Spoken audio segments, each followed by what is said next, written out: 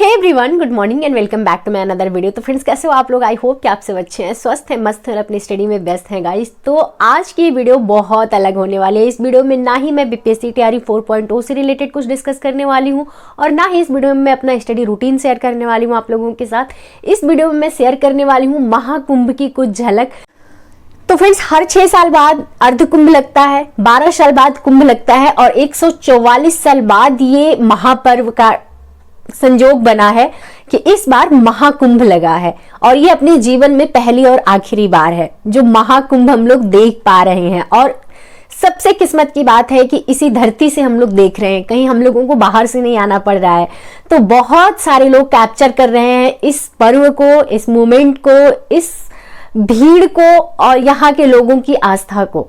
बहुत तरीके के रंग आपको दिखेंगे यहाँ, चाहे वो भक्ति भाव हो, चाहे लोगों के लिए अपना काम हो। तो मैंने सोचा कि क्यों ना एक वीडियो मैं भी आप सबके साथ साझा करूं जो एक एस्पिरेंट की नजरिए से कुंभ की क्या महत्व है, कुंभ की क्या मायने हैं और हम लोग इस महाकुंभ में जाते हैं तो क्या फील करते हैं। क्योंकि जो लोग आध्यात्म से जुड़े हैं उतनी समझ तो अपने अंदर नहीं है, लेकिन एक एस्पिरेंट का क्या होता है मनोभाव जब वो वहां जाता है, जब वो महाकुंभ बहुत सारे लोगों को देखता है स्नान करते हुए, या फिर वहां के जो आध्यात्मिक शक्तियां हैं उसे कितना महसूस कर पाता है एक एस्पिरेंट। वो सारी चीजें मैं आपके साथ शेयर करूंगी इस वीडियो में। तो आइए हमारे साथ चलते हैं महाकुंभ।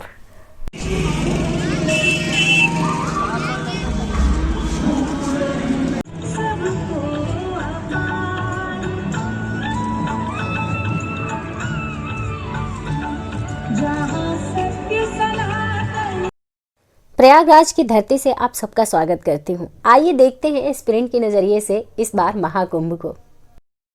और यहाँ निरंजना अखाड़े से झांकी निकल रही थी। बहुत लंबी कतार थी जिनमें कुछ हाथियां भी शामिल थी, कुछ घोड़े भी शामिल थे, ऊंट भी शामिल थे और कुछ गाड़ियां भी शामिल थी। बहुत लंबी कतार थी और देखने वालों की भीड़ भी उतनी ही ज़्यादा थी। लेकिन हम बहुत जल्द वहाँ से निकल आए और गंगा माँ का दर्शन करते हुए, क्योंकि मेला बहुत बड़ा है मेला क्षेत्र, पूरा घूमना किसी के लिए भी संभव नहीं है। तो हमने भी मेला का एक बहुत ही छोटा सा हिस्सा देखा। और जितनी स्वच्छ गंगा जल होता है, जितनी स्वच्छ गंगा माँ का पानी होता है, उतना ही प्योर यहाँ का इस समय का माहौल हो रखा है। तो आइए उत्तर प्रदेश में रह के उत्तर प्रदेश का दर्शन एक बार फिर से किया जाए, क्योंकि हर जगह जाना हर किसी के लिए संभव नहीं है। लेकिन मेला क्षेत्र ऐसी जगह है जहाँ पे आप छत्तीसगढ़ भी देखेंगे, उत्तर प्रदेश भी देखेंगे, राजस्थान भी देखेंगे। मतलब अपने भारत का कोई ऐसा कोना नहीं होगा जिसकी झलक आपको इस मेले में देखने को ना मिले।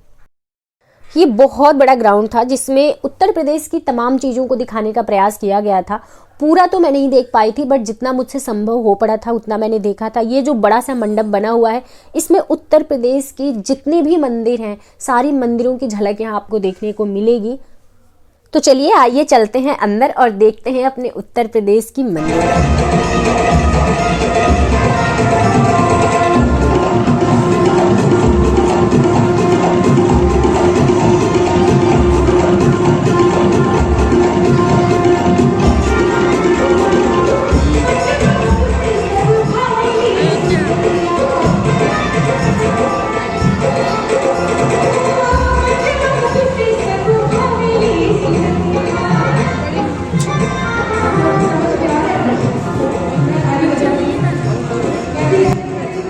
उत्तर प्रदेश में जितने भी मंदिर हैं, लगभग सारे मंदिर का मॉडल आपको यहाँ मिल जाएगा देखने को। और वहाँ पे नाम भी आगे लिखा हुआ है, क्योंकि बहुत सारे ऐसे मंदिर होंगे जो कि सबको नहीं पता होंगे। इनमें से बहुत सारे ऐसे मंदिर हैं जिनके बारे में मुझे खुद नहीं पता। और ये मंदिर के जस्ट बगल में ही यहाँ पे संगीत चल रहा था।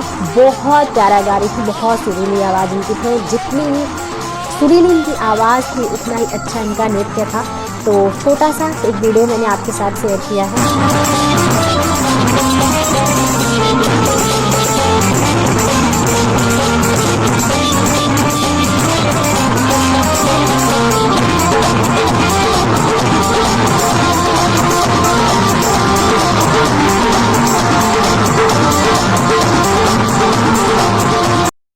इसके बाद बाद हम आगे बढ़ जाते हैं प्रदर्शनी हाल में, जहाँ बहुत सारी साड़ियाँ लगी हुई थी, तरह तरह के सिल्क, तरह तरह की बनारसी साड़ियाँ, तरह तरह के सूती, कॉटन, मतलब जो कहते हैं ना कि हम ऑथेंटिक चीज़ें ढूंढते हैं वो इस मेले में मिलेगी। अक्सर मेले की चीज़ें ख़राब होती हैं, लेकिन यहाँ मेले की चीज़ें जितनी प्योर आपको मिल जाएगी ना, क्योंकि अपने पूरे देश के कोने कोने से लोग आए हुए हैं। ये कोकून था जो कि मैंने अपनी ज़िंदगी में फर्स्ट टाइम देखा। मैं टू बी ऑनेस्ट मैंने कभी नहीं देखा था। मैंने पढ़ा था किताबों में कि रेशम सहतूत के पत्ते खाते हैं कीड़े, जो उनसे मिलता है, लेकिन मैंने कभी देखा नहीं था। इस मेले में मुझे देखने को मिला। हर स्टेट से यहाँ लोग आए हुए हैं और अपनी अपनी जो एक कला है ना, जो हम लोग कभी टीवी में देखते हैं कि इनको यहाँ का अवार्ड मिला हुआ है, यहाँ लोग आए हुए हैं। और लोगों से बातचीत भी मैंने किया, बहुत अच्छे से लोगों ने रिस्पॉन्स किया और मुझे बहुत अच्छा लगा ये देख के कि मेला में इतनी प्योर चीज़ें देखने को मिल रही हैं। किस स्टेट की स्पेशलिटी क्या है, चाहे वो आपके पश्चिम बंगाल हो, चाहे आपके साउथ की कोई भी स्टेट हो, चाहे आपके नॉर्थ की कोई भी स्टेट हो, हर जगह से लोग यहाँ आपको मिलेंगे। ये दीदी लोग वेस्ट बंगाल से आई हुई थी, जो लोग जूट का शायद झोले वगैरह बना रही थी। ये छत्तीसगढ़ का है, जहाँ से ये आप देख सकते हैं, क्योंकि बहुत सारी चीज़ें मेरे दिमाग से निकल चुकी हैं, हर चीज़ मेरे माइंड में नहीं है। तो मैंने ये राजस्थान के थी, बप्पा वगैरह की मूर्तियाँ वगैरह जो थे वो सब बेच रहे थे ये लोग। मैं बहुत एक्सप्लेन नहीं कर पा रही हूँ क्योंकि मुझे चीज़ें दिमाग में है नहीं अभी। ये उत्तराखंड के कपड़े, क्योंकि वहाँ पे ठंड ज़्यादा पड़ती है तो वहाँ पे लोग उलन ज़्यादा यूज करते हैं। ये मध्य प्रदेश के मतलब मूर्तियाँ वगैरह थी, शायद वहाँ की ये स्पेशलिटी होगी, इस वजह से यहाँ मार्केट में इनको जगह मिली है, क्योंकि इन लोगों से रेंट नहीं लिए जाते हैं। आज तक मैं बहुत ज़्यादा कन्फ्यूजन में थी, लेकिन जब मैंने इन लोगों से बात की तो इन लोगों ने बताया कि जो अवॉर्डी होते हैं, जो लोग मतलब उनको अवार्ड मिला हुआ होता है अपने काम के लिए, अपनी चीज़ों की प्योरिटी के लिए, उनसे कोई भी रेंट नहीं लिया जाता है। तो अगली सीरीज़ में स्वागत करते हैं छत्तीसगढ़ में, क्योंकि हमने कहा ना हर स्टेट की झलक आपको देखने को मिलेगी। तो चलिए आइए देखते हैं छत्तीसगढ़ को कि छत्तीसगढ़ कैसा दिखता है, क्योंकि छत्तीसगढ़ अभी तक हम कभी भी नहीं गए हुए हैं। छत्तीसगढ़ के बारे में हम लोगों ने NCERT में पढ़ी, लेकिन छत्तीसगढ़ को देखा कभी नहीं अभी तक। चलिए मेले में पहली बार दर्शन करते हैं। ये पुराने ज़माने के तबले जो वहाँ पे बहुत ज़्यादा यूज होते होंगे, ढोलक है। ये चित्रकारियाँ भी कुछ साथ साथ में की गई हैं, शायद वहाँ की दीवारों पे इस तरीके से पहले ज़माने में बनाए जाते रहेंगे। अब तो हर जगह मॉडिफाई कर दिया गया है चीज़ों को। ये दरवाज़ा मेरे घर में भी था पहले, तो ये दरवाज़ा तो मैंने देखा है कि दरवाजे इस तरीके से ऊपर लॉक लगते थे। पहले दरवाजे के बीच में लॉक लगाने वाले नहीं होते, तो उसको सिकड़ी बोलते थे हम लोग। ये ढोलक है या जो भी कह सकते हैं, वाद्य यंत्र है वहाँ का। इस मेले को हर मेले से ज़्यादा अहमियत शायद प्योरिटी की वजह से ही मिली है, क्योंकि जितना यहाँ का अध्यात्म में आपका दिल लगेगा ना, जितनी अध्यात्म की वजह से आपके मन को शांति मिलेगी, उतनी यहाँ की चीज़ों से आपको शांति मिलेगी। और ये बैलगाड़ी जो लगी है, ये आप देख सकते हैं, जैसे छज्जे में पहले जानवर बांधे जाते थे। मेरे यहाँ मैंने देखी है ये जीवन, मैंने अपने यहाँ देखी है। छत्तीसगढ़ भले मैं नहीं गई हूँ, लेकिन कुछ ऐसा ही जीवन हमने जिया है। हमारा घर पहले कच्चा था, हमारे यहाँ जानवरों के लिए ऐसे छज्जे बनाए जाते थे, ऐसे दरवाजे हमारे घरों में थे, तो मैंने देखा है। बट छत्तीसगढ़ कभी नहीं गई हूँ, तो छत्तीसगढ़ की ये बहुत देख के मुझे अच्छा लग रहा है, क्योंकि मुझे अक्सर ये होता है ना, क्या साउथ में भी लोग ऐसे रहते होंगे, क्या साउथ में भी ये सब्जियां मिलती होंगी, क्योंकि वेदर हर जगह का अलग अलग होता है। आप थोड़े से 10 कदम आगे जाओ, लोगों की भाषा बदल जाती है, पानी का स्वाद बदल जाता है, तो मन में बहुत वो रहता है। पहले ऐसे आंगन में तुलसी हुआ करती थी, अब तो प्रचलन हो गया है पक्के घरों का, जहाँ रोशनी ही नहीं आती है, लोग पूरी तरीके से बंद कर देते हैं घर को। नहीं तो पहले बड़ा बड़ा आंगन हुआ करता था, उसमें माताएं हम लोगों की जल दिया करती थी, हम लोग भी जल दिया करते थे उन लोगों को देख के।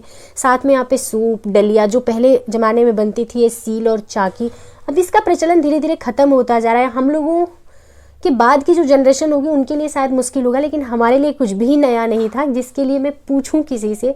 यहाँ पे झाड़ू लगाती हुई महिला को दर्शाया गया है। साथ में जितने भी खिड़की दरवाजे हैं, पहले सबके घरों में ऐसे ही हुआ करते थे। ये धान की चोटी लगी हुई है, ये जो आप लोग छज्जे से लटका हुआ देख रहे हैं, ये लोग हम लोग भी बनाते थे धान की चोटी, ताकि चिड़िया घर में आए और वो खाना खा सके, उनके लिए बनाया जाता था धान की चोटी। शायद यही रीज़न है कि गांव में बहुत सारे पंछी आते हैं, क्योंकि उनको दाने चुगने को मिलते हैं। शहर में ये सब चीज़ें मिलती नहीं है, तो शहर में पंछी भी नहीं दिखते हैं। उसके बाद ये एक झोपड़ी बहुत प्यारी सी बनाई गई थी, और इसको मचिया बोलते हैं। गांव में हम लोग मेले में जाते थे तो 20-25 रुपए की मचिया मिला करती थी, तब हम लोग खरीद के ले आते थे कि घर में हम लोग बैठेंगे, मम्मी लोग बैठ के रोटियाँ बनाएंगे। उसके बाद एक महिला जो खाना बना रही है, मतलब तमाम चीज़ें जो है ना छत्तीसगढ़ की बहुत स्पेशल और बहुत अच्छा है यहाँ पे। मुझे इतना प्योर फील हुआ ना, क्योंकि अब ये हमारे घर में भी नहीं रह गई ये चीज़ें देखने के लिए, जो पहले ज़माने में हुआ करती थी, चाहे वो मिट्टी का घर हो, चाहे वो छज्जे हो। लेकिन देख के बहुत ऐसे फील होता है ना कि मेरा बचपन वापस आ गया है। अब साथ में अंदर चलते हैं। यहाँ पे तो बहुत सारे लाइटिंग वगैरह के काम किए गए हैं, और ज़्यादा लोग इधर ही अट्रैक्टिव हो रहे थे, उधर बहुत कम भीड़ थी, क्योंकि जो न्यू जनरेशन है ना उसको बहुत चकाचौंध की दुनिया पसंद है, क्योंकि उनका बचपन ही फ़ोन के साथ शुरू होता है। हम लोगों का बचपन, हम लोग गोटियाँ खेला करते थे, मतलब रस्सियाँ कूदा करते थे, तो हम लोगों ने बचपन जिया है। अब के बच्चों का तो मुझे लगता है बचपन जीते ही नहीं है। और यहाँ पे रामायण चल रहा है। एक टाइम पे रामायण का बहुत क्रेज हुआ करता था, हम लोग भी रामायण देखने के लिए भाग के स्कूल से आते थे कि अरे रामायण शुरू हो गया होगा, चलो चलो, नहीं एपिसोड छूट जाएगा। पहले तो फ़ोन वगैरह होता नहीं था कि आपके पास एपिसोड पड़े आप देख लीजिए। तो और यहाँ पे मैं वीडियो शूट कर रही थी, अचानक से बाघ एंट्री करता है। मुझे लगा अरे कहाँ से यहाँ बाघ है, मैंने वीडियो बंद कर दिया था, बट बाद में वापस से मैंने वीडियो स्टार्ट किया। और यहाँ पे सरकार ने जो धान के मूल्य तय किए हैं उसको भी यहाँ पे बहुत अच्छे से प्रदर्शित किया है। तो छत्तीसगढ़ को बाय बाय बोल के हम निकल जाते हैं और चलते हैं अब कलाग्राम में।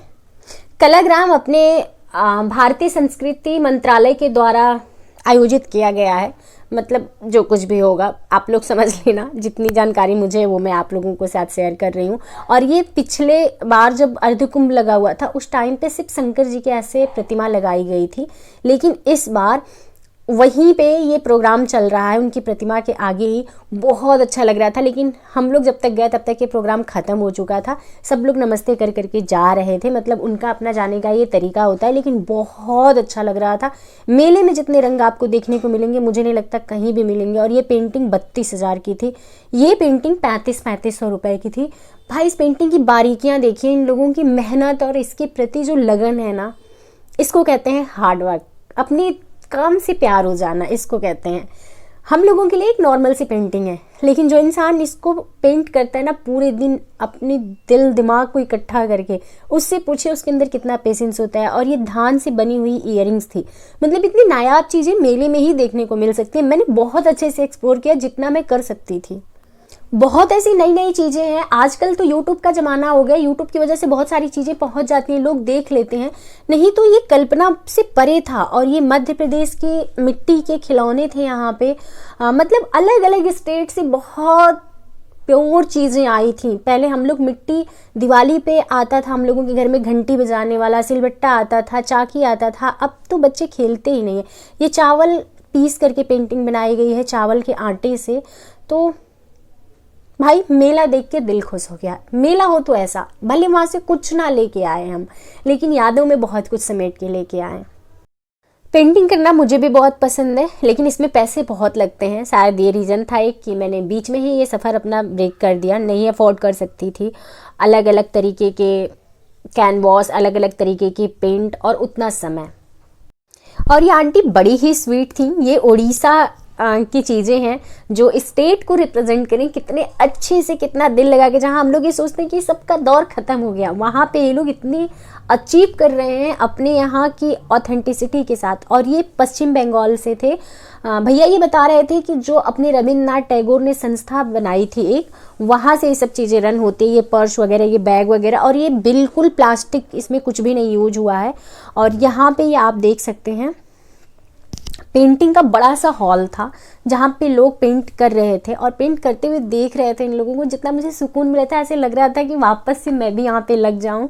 बट ठीक है, मैंने कैमरे में कैप्चर की चीज़ों को और वापस हम रिटर्न हो लिए। काश मुझे भी मौका मिला होता इस तरीके की पेंटिंग बनाने की, इस तरीके से सुकून से, दुनिया से नाता मोह छोड़ के अपने मन में जो चीज़ें आ रही हैं उसको एक पेंटिंग के थ्रू उकेर देने का मन करता है। लेकिन हर किसी को हर अपॉर्चुनिटी नहीं मिलती है, तो कोई बात नहीं। मैंने बहुत ध्यान से देखा, कैमरे में कैप्चर किया, और एक ना एक दिन मौका मिलेगा तो ज़रूर अपने बचपन की यादों को जीने का प्रयास करूँगी। मेरे जीवन में मोबाइल फ़ोन एंड्रॉयड सेट तो 2018 में आया। इससे पहले हमारी दुनिया बहुत प्योर थी, जहाँ पे हम अपने माइंड में एक इमेज बनाते थे और कपड़ों को वो आकार देते थे, उस तरीके से डिज़ाइन करते थे। साथ में ब्रश उठाते थे, जो दिल में आता था वो पेंट करते थे, अपनी भावनाओं को एक आकार देते थे। अभी वो सब चीज़ें ब्रेक हो चुकी हैं, लेकिन किस्मत ने मौका दिया, ज़िंदगी ने मौका दिया, तो एक बार वापस से शुरू किया जाएगा और वो जर्नी आप लोगों के साथ शुरू की जाएगी। और कहते हैं ना, जहाँ संगीत के साथ सुर लगा दिए जाएं वहाँ पे तो माहौल पावन हो ही जाता है। तो कुछ ऐसा ही माहौल यहाँ का था। उसके बाद हमारी नज़र जाती है, ये घड़े में पानी गिर रहा था। मैंने सोचा कि चलो अंदर देखा जाए क्या है। तो ये जो आपके जल ही जीवन है, एक लाइन बचपन में पढ़ाई गई थी हम लोगों को, उस लाइन की जीवंत तरीके से एक उदाहरण है कि किस पानी की क्या इंपॉर्टेंस है आपके जीवन में। पानी को हमें किस तरीके से बचा के रखना है, बेफजूल यूज नहीं करना है, बेफजूल वेस्ट नहीं करना है। ये कुआं हो गया जो कि पहले ज़माने में थे, अभी भी गाँव में कुएं देखने को मिल जाते हैं। पहले कच्चे के घर हुआ करते थे, किस तरीके से लोग पहले दूर दूर से पानी लेके आते थे, उसकी एक जीवंत प्रतिमा दिखाई गई थी यहाँ पे। बहुत अच्छा लग रहा था, ऐसे लग ही नहीं रहा था कि ये सब कुछ बनावटी है, क्योंकि ये सब कुछ हम लोगों के बचपन से जुड़ी हुई यादें हैं। खुद हमने भी कुएं से पानी निकाला है। आप लोगों में से कौन कौन कुएं से पानी निकाला है, प्लीज़ एक बार कमेंट सेक्शन में कमेंट जरूर करिएगा। इस मेले में अध्यात्म के साथ साथ जागरूकता का भी उतना ही ख्याल रखा गया है कि नागरिक हमारा जागरूक हो। और यहाँ पे शौचालय हो, चाहे आपका जगह जगह पे जो घड़ा रखा जाता है गर्मियों के दिन में, आपने देखा होगा प्याऊ जिसको बोलते हैं, उसको भी यहाँ पे दिखाने का प्रयास किया गया था। थोड़ा सा आगे बढ़ते हैं तो सुलभ शौचालय यानी जो सार्वजनिक शौचालय होता है उसके मॉडल भी यहाँ पे थे। साथ में उज्ज्वला योजना से जो महिलाओं को जोड़ा गया है उसका उल्लेख भी यहाँ पे किया गया था। तो तमाम चीज़ें थी, तमाम मॉडल थे जो यहाँ पे बनाए गए थे, चाहे वो आपका किचन हो, चाहे वो आपका उज्ज्वला योजना हो, चाहे जल जीवन मिशन हो। इन सारी चीज़ों से रिलेटेड, यानी कि सरकार की जो जो योजनाएं चल रही हैं उससे रिलेटेड पूरे मेले में आपको कहीं ना कहीं कुछ ना कुछ दिख जाएगी। जो प्रतिमाएं बनाई गई, प्रतिमाओं के माध्यम से जागरूक करने का प्रयास किया गया है। तो हम टाइम से सरकार की चीज़ों को रखते हैं, तो अगर कुछ नेगेटिव साइड रखते हैं तो कुछ पॉजिटिव साइड भी है, उसे भी रखना हमारा कर्तव्य है, क्योंकि हम भी इस देश के नागरिक हैं, इस प्रदेश के नागरिक हैं। तो बहुत ही एक सराहनीय प्रयास किया गया है कि जिनको वैसे तो सरकार आजकल डिजिटल के ज़माने में सब तक पहुंच पाती है, बहुत ईजी हो गया है पहुंचना, फिर भी इस मेले के माध्यम से भी बहुत लोगों तक पहुंच बनाएगी सरकार। तो ये बहुत सराहनीय प्रयास है। तो फ्रेंड्स, ये रही वो क्लिप जो मैंने मेले में शूट की थी, जो मैंने सोचा कि मैं अपने आने वाले टाइम में देखूंगी तो सोचूंगी कि अपने प्रयागराज में ऐसा मेला लगा था और हम लोग वहीं पे थे। तो ये एक वीडियो सिर्फ आप लोगों के लिए नहीं, मेरे लिए भी ऐसी है, जब मुझे दिल करेगा मैं ओपन करके देखूंगी। और ये रहा मेरे नज़रिए से मेले का एक दृश्य, एक छोटी सी झलक जो मैंने आप लोगों तक पहुंचाने का प्रयास किया है। क्योंकि हम लोग एस्पिरेंट हैं, तो अभी हम लोगों का माइंडसेट वही है, अध्यात्म से हम लोग कम जुड़ पाते हैं। ज़्यादातर हम लोगों को जानना होता है कि कहाँ की चीज़ें कैसी होती हैं, क्योंकि यहाँ पे जाने पे आपको पत्ते से पर्स बनाए जाते हैं जो वो दिखाया गया है। यहाँ पे आपको बांस से जो पर्स बनाए जाते हैं, बांस के छिलकों से, बांस के पत्तों से, वो दिखाया गया है। टोमेटो सीड से कलर बनाए गए थे, वो दिखाया गया था। तो तमाम चीज़ें हमने देखी, बहुत अच्छा लगा, क्योंकि मुझे नई नई चीज़ों को देखने में, जानने में बहुत दिलचस्पी होती है। और मैं मेले क्षेत्र में बहुत बातें भी करती हूँ, जो अलग अलग जगह से लोग आए रहते हैं। अच्छी बात है कि वो लोग हिंदी समझ पाते हैं, तो उन लोगों से बात करने में बहुत आसानी होती है। बहुत तरीके की इयरिंग्स हो, चाहे बहुत तरीके की आपके, मतलब एक मैं भी लाई हूँ नीम बोर्ड के कोम है, जो कि बहुत अच्छी चीज़ें वहाँ पे थी मेले में। मैं कहती हूँ ना कि दुनिया से कहते हैं लोग कि प्योर चीज़ें मिलती नहीं है, भाई अब ढूंढनी पड़ेगी। चीज़ें कम है लेकिन हैं, अभी भी हैं। तो ये रहा एक छोटा सा दृश्य, क्योंकि मैंने सोचा बहुत दूर दूर से लोग आके कवर कर रहे हैं इस मेले को, तो मैं क्यों ना अपनी कैमरे में कैप्चर करूं, जितनी चीज़ें मुझसे बन पड़ती है वो मैं आप लोगों तक पहुंचाने का प्रयास करूं। तो उम्मीद करती हूँ कि वीडियो आप सबको पसंद आई होगी। वीडियो पसंद आई तो वीडियो को लाइक जरूर कर दीजिएगा। चैनल पर अगर नए हैं तो चैनल को सब्सक्राइब करके बेल आइकन प्रेस कर दीजिएगा। मिलते हैं आप सबसे नेक्स्ट वीडियो में। अभी के लिए इतना ही। नमस्ते, गुड नाइट, बाय बाय।